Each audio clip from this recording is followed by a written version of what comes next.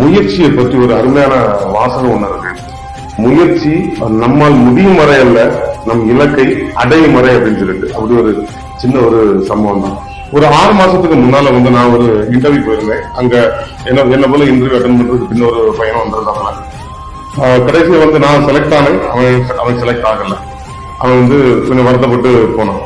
அப்புறம் நான் ஒரு 3 மாசத்துக்கு அப்புறம் நான் அந்த கம்பெனில ஜாயின் பண்ணி எனக்கு நான் போயிட்டு இருக்கு. அந்த பையன் திருப்பி நான் ஒரு நாள் என்னோட கம்பெனில நான் அவனை பார்க்கக்கூடிய சந்தர்ப்பம் கிடைக்குது. நான் அவனை பாக்குறேன்.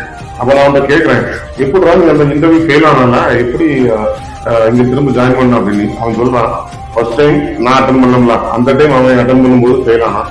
திரும்ப ஒரு 1 மந்த்துக்கு அப்புறம் திரும்ப ட்ரை பண்ணிருக்கான், திரும்பவும் கிடைக்கல.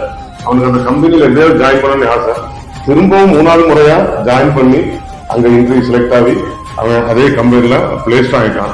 சோ அதுதான் சொல்லுவாங்க தெரியுமா, நம்ம முயற்சி முடியும் வரையில நம்ம இலக்கை அடையும் வரை அப்படின்னு. அதற்கு இது ஒரு சிறந்த உதாரணமா இருக்குன்னு நினைக்கிறேன்.